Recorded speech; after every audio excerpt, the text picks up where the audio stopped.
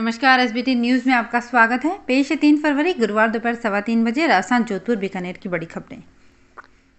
वित्त मंत्री निर्मला सीतारमण ने बजट 2022 में डिजिटलाइजेशन को बढ़ावा देने के लिए कई ऐलान किए थे। इनमें जमीनों के रिकॉर्ड का डिजिटलाइजेशन भी शामिल है।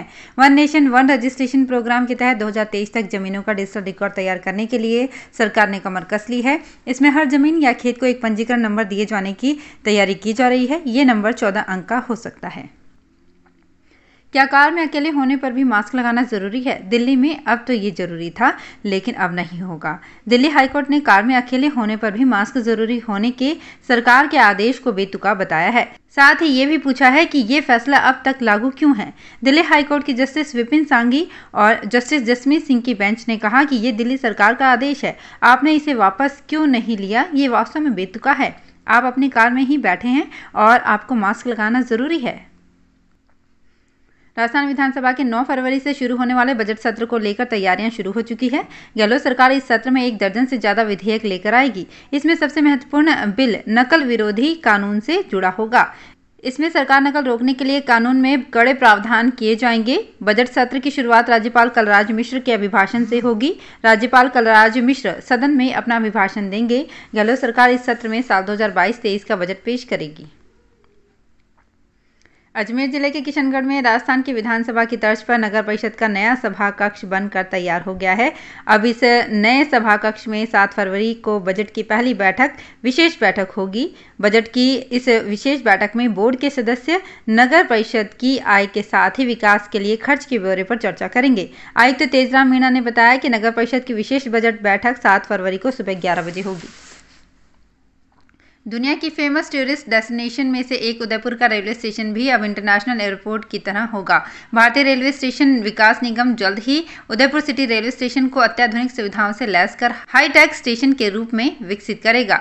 IRSTC ने उदयपुर रेलवे स्टेशन का पुनर्विकास करने के लिए टेंडर आमंत्रित किए हैं। उदयपुर रेलवे स्टेशन को पुनर्विकसित करने के लिए अंतर्राष्ट्रीय हवाई अड्डे के बराबर की सुविधाएं देकर इसका कायाकल्प करने की कल्पना की गई है। केंद्रीय बजट के बाद सोने चांदी की बढ़ती कीमतें एक बार फिर न सिर्फ स्थिर हुई हैं, बल्कि इसमें गिरावट भी देखी गई है। अनुमान जताया जा रहा है कि कुछ दिनों बाद सोने के दाम में फिर से उछाल आ सकता है। ऐसे देखा जाए तो सोना अपने ऑल टाइम हाई रेट से 8,000 रुपए तक सस्ता है। ये बजट के बाद रेट डाउन और स्थिर होने से शादी ब्याह में सोना खरीदने वालों के लिए अच्छा मौका हो सकता है। जोधपुर पुलिस लाइन के पास खास बाग के सामने एक कार अनियंत्रित होकर डिवाइडर पर चढ़ गई। हादसे में किसी तरह की जनहानि नहीं हुई है। कार भी मामूली रूप से क्षतिग्रस्त हुई है। बाद में कार को जन सहयोग से डिवाइडर से नीचे उतारा गया। बीकानेर जिले के नोखा के विभिन्न एरिया में खड़े ट्रकों और दुकानों में रखी बैटरी चोरी करने वाले गिरोह से पूछताछ के बाद कुछ और बैटरी सहित अन्य सामान पुलिस ने बरामद कर लिया है। इस मामले में पहले से गिरफ्तार 2 युवक इन दिनों नोखा थाने के पुलिस रिमांड पर हैं, जहां पूछताछ में 6 बैटरी, 1 LCD और 8,000 रुपये भी बरामद हुए हैं। नोखा थानाधिकारी ईश्वर प्रसाद जांगे ने बताया कि अब तक कुल 13 बैटरी, 1 LCD, 1 इन्वेटर और 8,210 रुपये बरामद हो चुके हैं। जोधपुर में रायका बाग से जुगल जोड़ी बाबा रामदेव मंदिर में सेनाचार्य अचलानंद गिरी महाराज के सानिध्य में 9 दिवसीय धार्मिक अनुष्ठान शुरू हुआ। इस अवसर पर शहर विधायक मनीषा पंवार एवं महापौर उत्तर कुंती देवड़ा ने मंदिर के शिखर पर ध्वजारोहण किया। सेनाचार्य के प्रतिनिधि रघुवीर सिंह भदावत ने बताया कि यहाँ 9 दिन तक धार्मिक अनुष्ठान होंगे। बीकानेर रियासत के पूर्व महाराजा गंगा सिंह जी की 79वीं पुण्यतिथि पर महापौर सुशीला कंवर राजपुरोहित ने उनकी प्रतिमा पर माल्यार्पण किया। पब्लिक पार्क स्थित महाराजा गंगा सिंह जी के स्मारक पर नगर निगम की ओर से बीकानेर रियासत के ध्वज के रंगों से सजावट की गई। इस मौके पर महापौर सुशीला कंवर ने कहा कि महाराजा गंगा सिंह की ओर से विकास की गंगा बहाई गई, इसी कारण उन्हें कलयुग का भागीरथ भी कहा जाता है। जोधपुर के संभागीय आयुक्त डॉक्टर राजेश शर्मा ने राजीव गांधी सेवा केंद्र से VC के माध्यम से संभाग के जिला कलेक्टर्स, पुलिस अधीक्षक, चिकित्सा अधिकारियों से जुड़े विभिन्न प्रकरणों पर बातचीत कर समीक्षा की। बैठक में जिला कलेक्टर जोधपुर हिमांशु गुप्ता भी उपस्थित रहे। बैठक में संभागीय आयुक्त ने VC के माध्यम से जल जीवन मिशन के अंतर्गत संभाग के सभी जिलों के गाँवों में जल संबंध, जल जीवन मिशन की मुख्य प्रोजेक्ट, हर घर नल कनेक्शन, सरकारी व गैर सरकारी संस्थाओं में जल कनेक्शन संबंधी जानकारी ली। कोरोना के दौर में जब लोगों के रोजगार छिन रहे थे, उसी बीच स्वामी केशवानंद राजस्थान कृषि विश्वविद्यालय ने कोटा एग्रीकल्चर यूनिवर्सिटी के वाइस चांसलर की अध्यक्षता में बनी कमेटी की सिफारिश मानते हुए पेमेंट सीट की फीस बढ़ा दी। हैरानी की बात यह है कि जिस यूनिवर्सिटी की कुलपति की अध्यक्षता में कमेटी बनी, उसी कोटा यूनिवर्सिटी ने अभी तक नया स्ट्रक्चर मान्य नहीं किया। इसलिए वहां फीस कम है और बीकानेर में आंदोलन कर रहे स्टूडेंट्स उसी को आधार बनाकर फीस कम करने की मांग कर रहे हैं।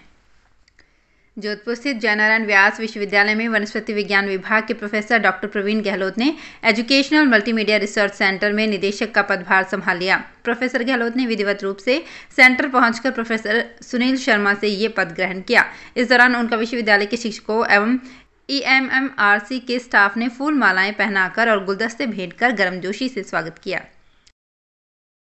अब किसी भी गांव की सड़क पर किसी भी घर का बाथरूम व किचन का पानी नहीं बहेगा। उस पानी को सहेज कर सीधे जमीन में भेजा जाएगा और भूजल स्तर को बढ़ाया जाएगा। ये सब होगा ODF+ अभियान के अंतर्गत गांव में बनने वाले मैजिक पिट की बदौलत। मैजिक पिट यानी सोखता खड्डा।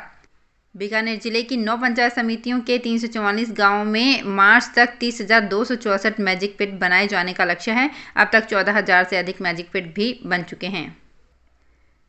बीकानेर नगर निगम में 12 फरवरी को मेयर अपने कार्यकाल का तीसरा बजट पेश करेंगी। मेयर बनने के बाद सुशीला कंवर राजपुरोहित ने पहला बजट 4 फरवरी 2020 को पेश किया था। 8 फरवरी 2021 को फिर दूसरा बजट पेश किया और अब 12 फरवरी को तीसरा बजट प्रस्तावित है। लेकिन मेयर जो बीते 2 बजट में बड़ी घोषणाएं की थी वो सारी अधूरी हैं। कुछ फाइलों में है तो कुछ सरकार स्तर पर विचाराधीन है। कुछ की शुरुआत ही नहीं हुई है। तो फिलहाल इस बुलेटिन में इतना ही। फिर हाजिर होंगे कुछ और बड़ी खबरों के साथ। SBT न्यूज़ के और भी वीडियोस को देखने के लिए हमारे चैनल को सब्सक्राइब करें और नोटिफिकेशन पाने के लिए बेल आइकन को प्रेस करें।